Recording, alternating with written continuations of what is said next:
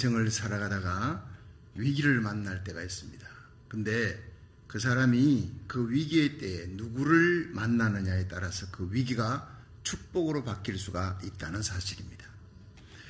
이 베이브 루스라고 하는 아이가 1895년 볼티모어의 한 빈민가에서 태어났습니다. 이 아이는 술집을 경영하는 아버지와 병으로 아픈 어머니 밑에서 자라납니다. 그 소년 시절 아무도 감당할 수 없는 아주 난폭하고 거친 아이, 사나운 아이로 자랍니다. 매일같이 싸우는 거예요.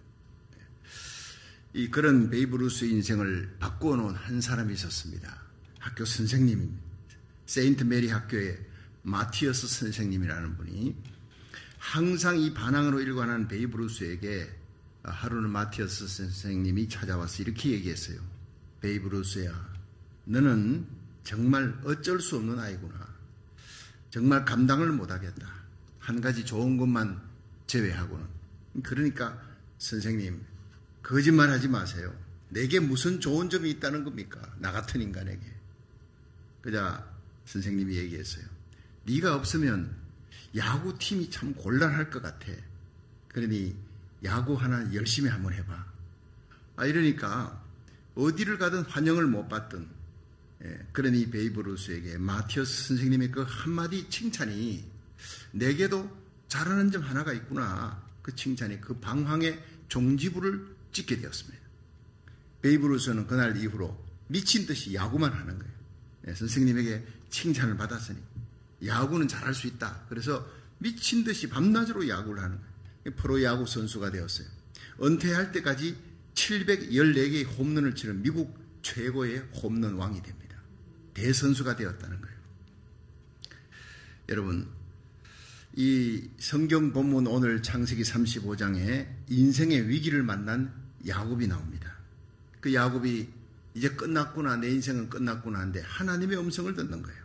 베델로 올라가라. 그게 대역전이 되는 계기를 발견합니다. 그 야곱은 이 베델 땅에서 20년 전에 인생의 위기의 때 형 에서가 자기를 죽이려고 달려오는 그 위기의 때에 루스 땅에서 하나님을 만나는 거예요. 하늘문이 열리고 하나님의 축복을 받습니다.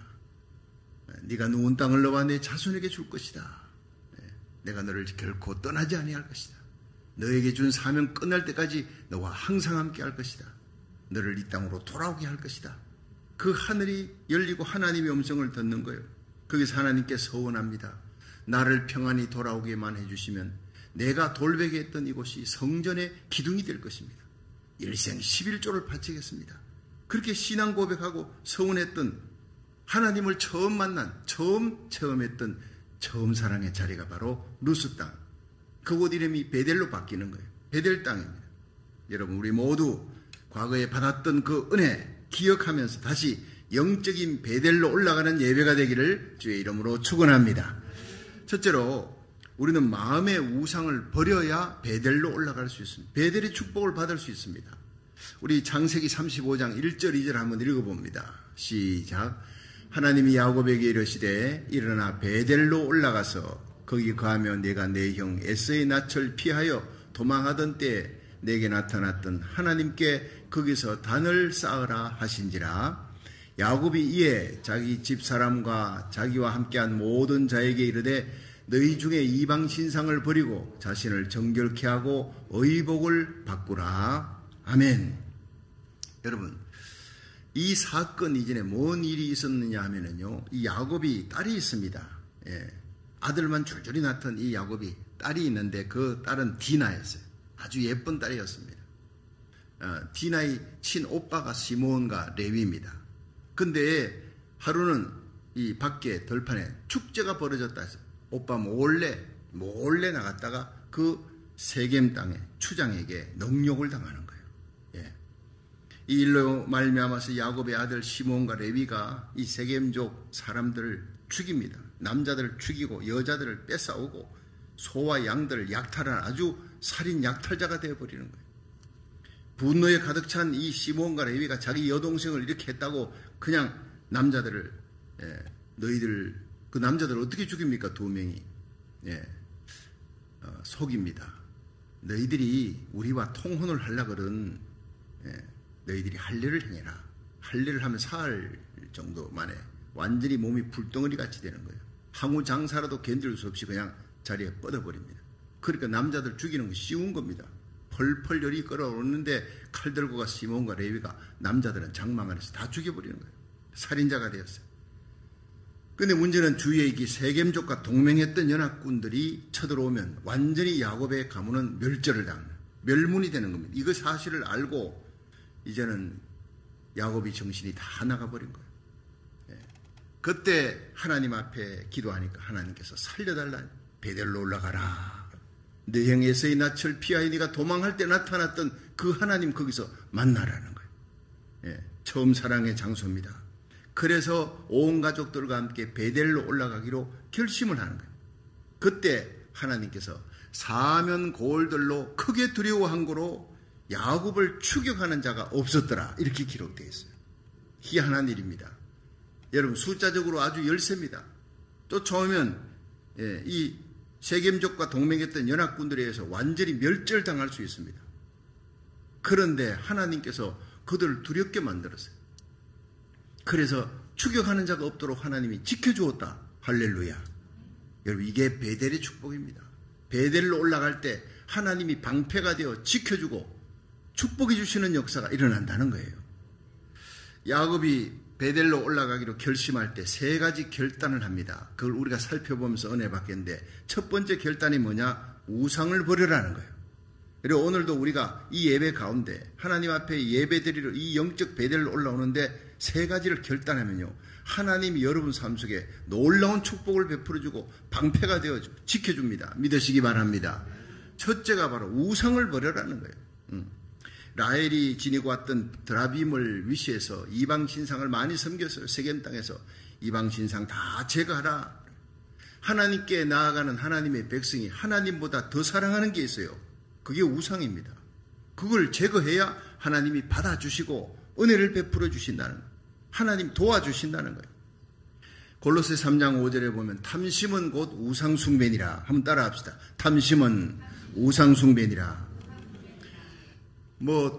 돌부처 앞에서 절하는 거, 그 우상이라고 생각합니까? 여러분, 나무 조각에다가 그 절하는 거, 그 우상이죠. 그런데 우리 그리스도인들에게 우상이 있습니다. 탐심입니다. 하나님보다도 더 탐하는 것이 있습니다. 물질일 수도 있고, 사람일 수도 있고, 명예일 수도 있는 거예요. 모든 탐심의 우상이 깨끗이 제거되는 그곳에 영적인 베델의 축복이 임할 줄로 믿으시기 바랍니다. 이 테네시주 채타누가시의 한 교회에서 실제로 일어난 일이에요. 거기에 담임 목사님이 어느 날 꿈을 꿨는데 보니까 꿈에 예배 시간이에요. 성가대가 찬양을 합니다. 그런데 성가대가 찬양하는데 찬양 소리가 하나도 들리지 않는 거예요. 성도들이 열심히 입을 벌려가지고 막 찬양을 하는데 그 찬양 소리가 하나도 들리지 않는 거예요. 다만 주기도문 암송을 시작하는데 저 뒷자리에 앉아있던 한 윤주일학교 아이 하나가 주기도문을 외에는 그 소리만 들리는 거예요. 나머지 교인들이 수백 명 앉아있는 그 교인들의 소리는 하나도 들리지 않는 거예요. 이상한 생각이 들었어요. 그런데 그 곁에 하얀 옷을 입은 사람이 서 있습니다. 보니까 천사예요. 천사에게 물었습니다. 어떻게 해서 이 예배 시간에 소리가 내게는 하나도 들리지 않습니까? 했더니 그 천사가 이 예배는 교인들이 진정으로 하나님보다 더 사랑하는 것을 회개할 때까지 하나님은 이 예배를 받지 않는다는 것을 당신에게 보여주는 것입니다. 하나님은 입술로 드리는 예배보다 마음으로 드리는 예배, 신령과 진정의 예배를 받으시는데 하나님이 받으시는 예배는 저 어린아이 한 명의 예배밖에 없다는 것입니다. 그리고 깨어났어요. 깊은 생각이 잠겼습니다. 그리고 회개했습니다. 목사님이. 송년주일 다가오는 그 송년주일에 서서 성도들에게 자기가 꿈에 보았던 그걸 다 얘기했어요. 이번 송구영신 예배 때는 여러분들이 예배 전에 먼저 와서 내가 하나님보다 더 좋아했던 것, 제일 좋아했던 것, 한 가지씩만 다 들고 와라. 하나님보다 더 좋아했던 것이 있다면 한 가지씩 다 들고 와서 구덩이에다 다 묻어버리고 송구영신 예배를 드리도록 하십시다. 제안을 했어요. 교인들이 다 좋게 여겼습니다. 자, 송구영신 예배 드리기 전에 성도들이 다 교회당으로 다 모였는데 목사님이 예배를 드리기 전에 먼저 구덩이를 파놨어요. 교회당 앞에. 그 구덩이 앞으로 성도를 다 모았어요. 그리고 그 구덩이에 서니까 창세기 35장 2절을 목사님이 읽었어요. 야곱이 이에 자기 집사람과 자기와 함께한 모든 자에게 이르되 너희 중에 이방신을 버리고 자신을 정결케 하고 의복을 바꾸라. 그리고 여러분 하나님보다 더 사랑했던 거 이 시간 구덩이에 다 던져 넣으십시다. 그리고 묻어버리십시다. 사람들이 구덩이에 들고 어떤 물건을 하나씩 던집니다. 예. 회개하면서 하나씩 던지는데 거기는 비싼 손목시계도 도려 손목시계. 예.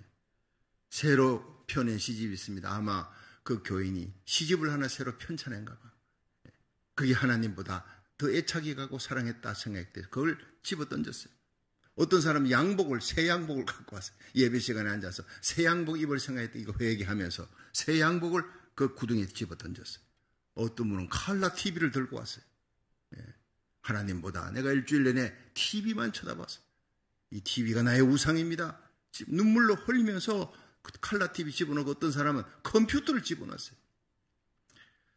성도들이 구덩이에 값비싼 물건들을 하나하나 던져버리고 묻어버리고 난 뒤에 송구영신 예배를 시작했습니다. 찬송을 부르는데 눈물바다가 됐어요. 예. 성령의 기름 부음이 임했어요. 말씀 듣고 기도하는데 눈물바다가 됐다는 거예요. 참으로 신령과 진정으로 드리는 예배가 되었다는 거예요. 그것에 하늘문이 열린 줄로 믿으시기 바랍니다. 성도 여러분, 오늘도 우리의 드리는 이 예배, 마음의 우상을 다 버려야 합니다.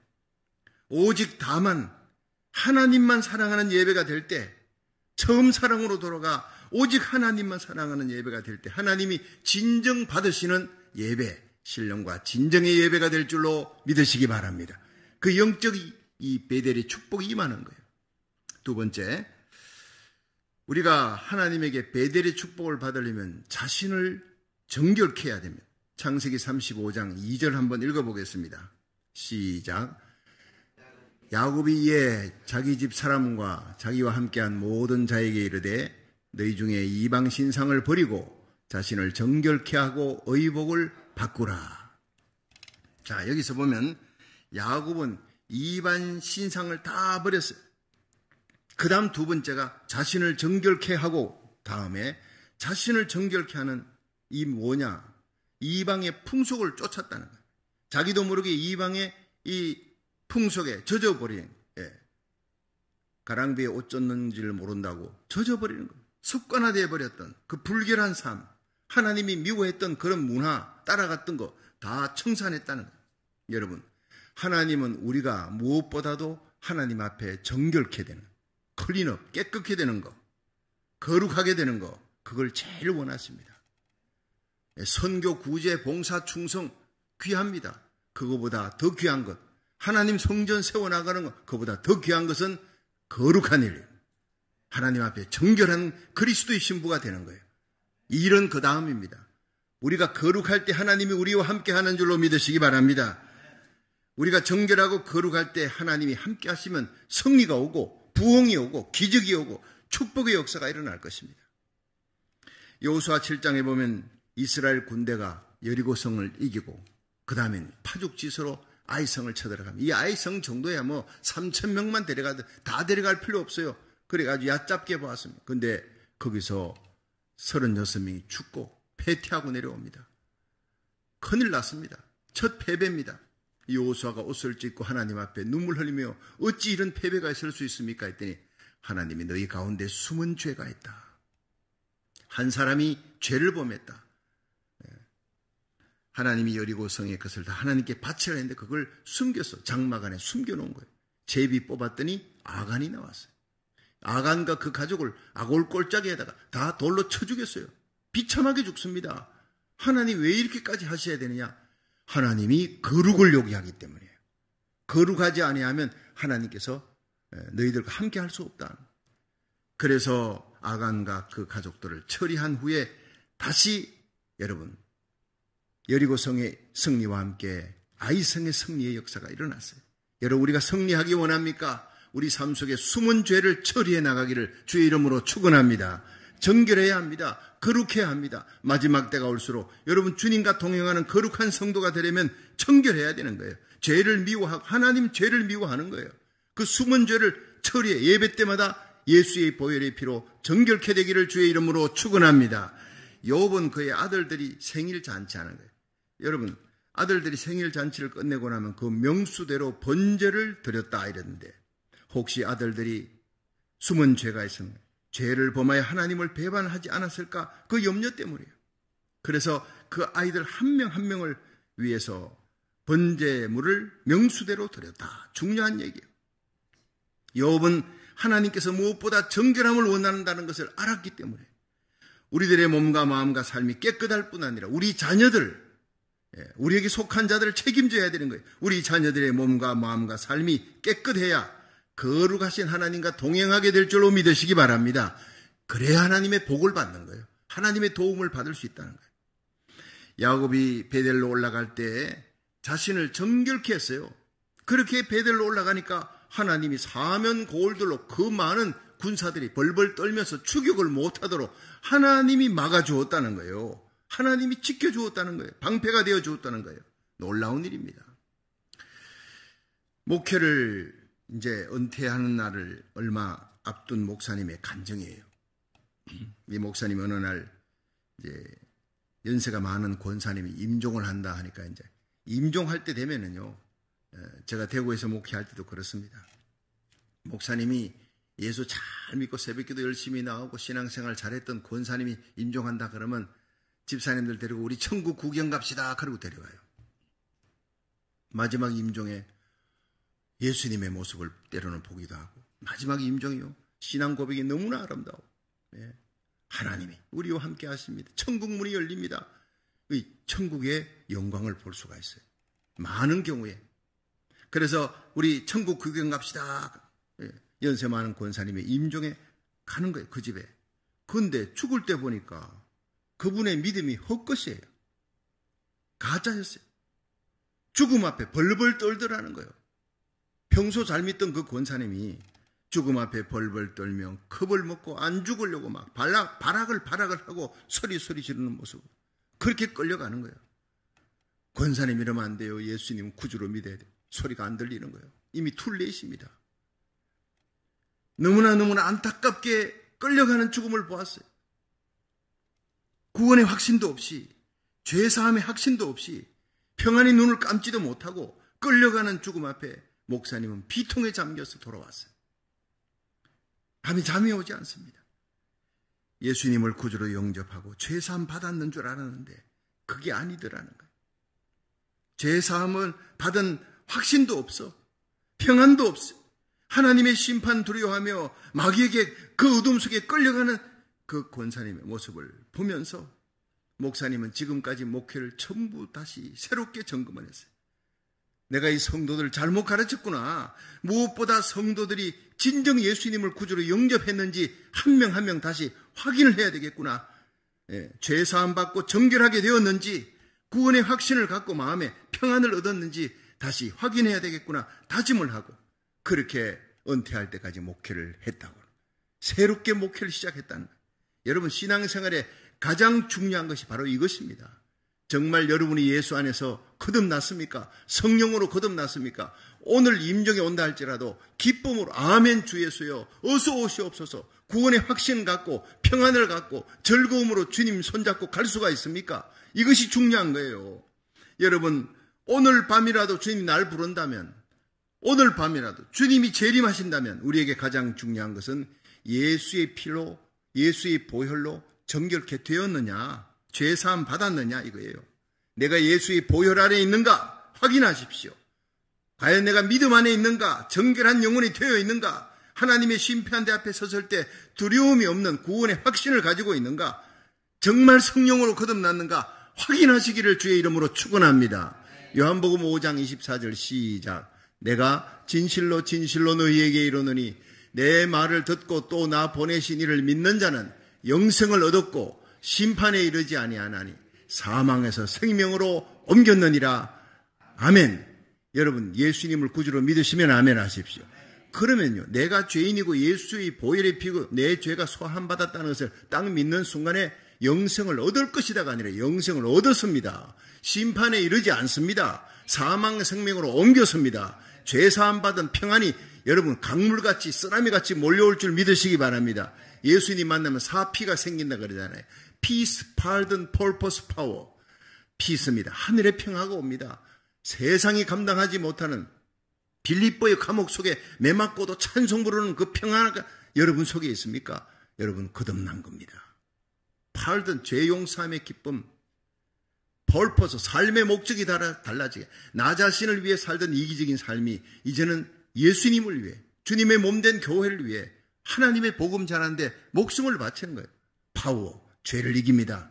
과거에 이기지 못했던 육신과 정욕과 죄를 이기고 마귀 권세를 이기는 자가 됩니다. 할렐루야. 잠시 넘어질 수 있지만 다시 일어납니다.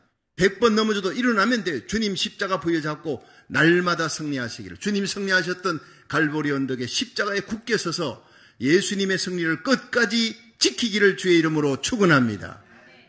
구원의 확신을 우리 교회 성도들은 다 가져야 돼요. 한 명이라도 구원의 확신 없이 하늘나라 갈 수가 없다는 거예요. 예. 여러분, 구원은 예수의 보혈의 피로 이 죄사함을 받습니다. 구원의 확신은 하나님의 말씀으로요. 우리 교회 어느 성도가 여러분 일하다가 벌써 오래됐습니다. 벌써 10년도 넘었는 일인데 일하다가 세상을 떠나요. 갑자기 심장마비로 세상을 떠나요. 기가 막힌 일입니다. 그런데 나중에 그 딸들, 어린 아이들을 통해서 들었습니다.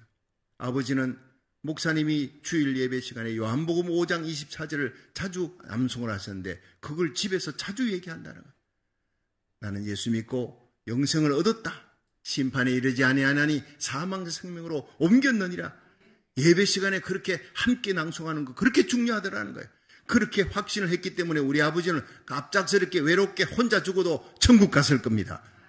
여러분, 그 장례 예배는요 축제가 됐습니다. 얼마나 기뻤는지 몰라요. 그 딸을 통해서 확인을 했기 때문에 날마다 믿음 안에 있는지 확인하며 살아가시기를 주의 이름으로 축원합니다. 우리 신앙생활에 제일 중요한 것은 정결입니다. 이방신상 버리고 정결케 되어서 언제 주님 오신다 할지라도 아멘 주 예수여 어서 오시옵소서 맞이할 수 있는 끌려가는 죽음이 아니라 환영하는 죽음, 환영하는 예수님 되기를 주의 이름으로 축원합니다.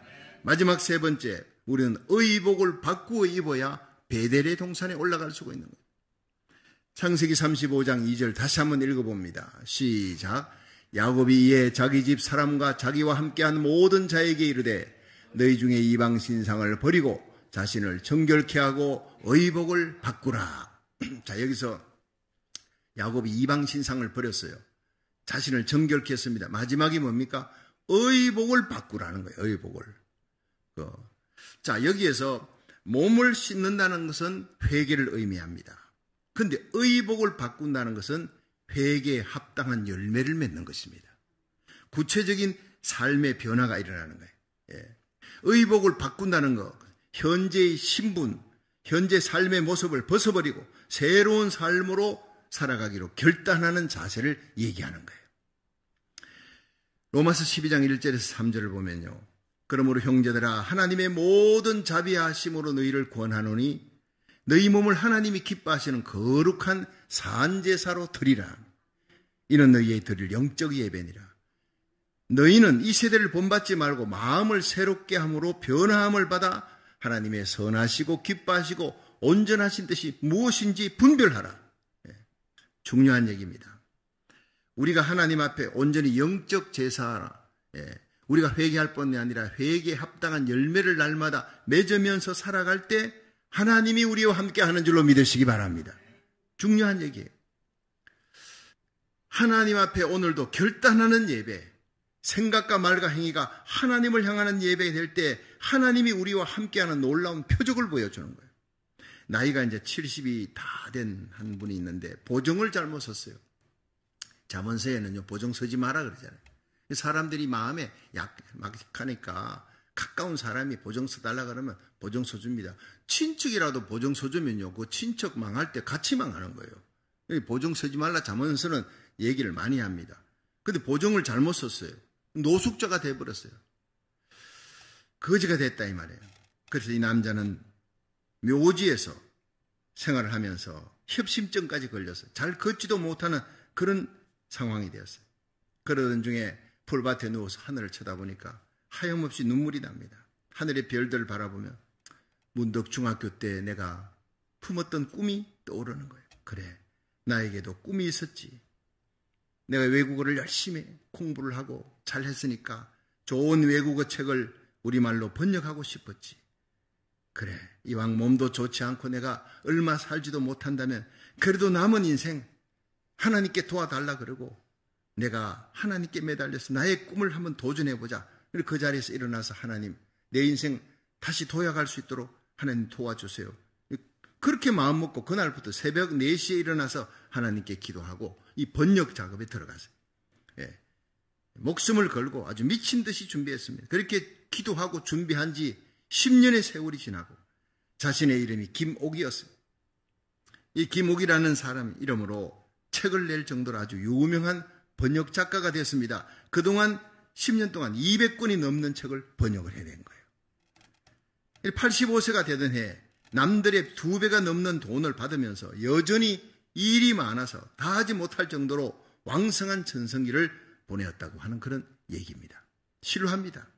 여러분, 환경이 어렵다고 포기하지 마세요. 나이가 들었다고 포기하지 마세요. 내게 능력 주시는 자 안에서 내가 모든 것을 할 수가 있느니라. 사도 바울이 빌립보 4장 13절에 외쳤던 그 말씀을 갖고 일어나십시오. 우리의 생각과 자세를 바꿔야 합니다. 우리의 의복을 바꿔야 합니다. 하나님을 향해 도전하며 일어나는 여러분의 삶 속에 배대를 이루어 나가기를 주의 이름으로 축원합니다. 사랑하는 성도 여러분, 우리의 삶 속에 위기가 올 때가 있습니다. 그때 야곱처럼 우리의 마음의 우상을 버리고 자신을 정결케 하고 우리의 의복을 바꾸고 배대를 향해 올라가 하나님을 만나십시오. 하나님의 도우심을 받고 존귀한 인생이 되기를 주의 이름으로 축원합니다.